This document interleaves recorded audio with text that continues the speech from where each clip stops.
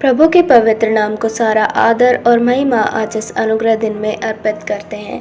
आप सभी प्रिय श्रोताओं को प्रभु यीशु मसीह के नाम से मेरा स्नेह अभिवादन। आप सबके बीच में वचन के सेवकाई के लिए फिलिपियों की पुस्तक उसका 4 अध्याय उसका 6 वचन लिखा है।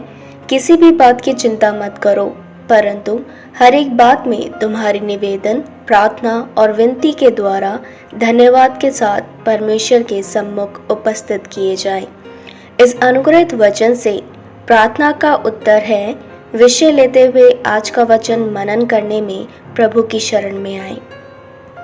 निश्चय प्रार्थनाओं का उत्तर है, और जब तक उत्तर नहीं मिल जाता तब तक अपने हृदय में ये शंका रख के सोचें कि प्रार्थना का उत्तर हमें मिलेगा या नहीं। ऐसे अविश्वास के साथ प्रार्थना करने वाले नहीं, बल्कि किसी भी बात की चिंता ना करके आशा हमारी खत्म भी हो जाए फिर भी निरंतर प्रार्थना करने वाले बने। प्रभु अपने सही समय पे हमें उत्तर देगा और हमारे लिए पूरा करेगा। एक गरीब परिवार एक समय के भोजन के लिए प्रार्थना करता है और उनकी प्रार्थनाओं के उत्तर में उन्हें रात का भोजन प्रभु देता है। और ये सिर्फ एक कहानी नहीं है, बल्कि सत्य घटना है। करीब 15 वर्ष पहले पासवान ने इसे न्यूज़पेपर में पढ़ा था और ये घटना उनके हृदय को छू गई। इसलिए उन्होंने इस न्यूज़पेपर के टुकड़े को अपने पास रख लिया और कुछ ही दिनों पहले ये न्यूज़पेपर का टुकड़ा वापस उनकी आंखों के सामने आया और उसी घटना को मैं आपके सामने रखना चाहूँगी। एक शहर में एक धनवान परिवार रहता था। वह अपनी महंगी गाड़ी में एक आउटिंग के लिए जाते हैं। दोपहर तक का भोजन हो जाए इसलिए सुबह सुबह उठकर उन्होंने अच्छा भोजन तैयार करके रखा।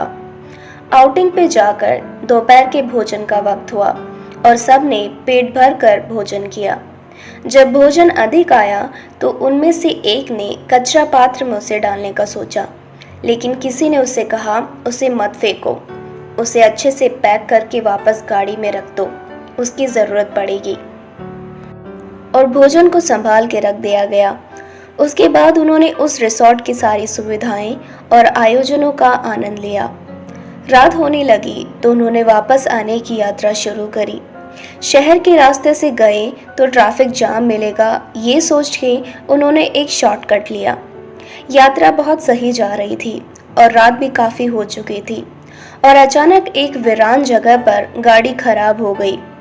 2 बड़े जने गाड़ी से बाहर निकले तो देखा कि आसपास सब कुछ सुनसान है और कोई सहायता करने वाला नहीं है।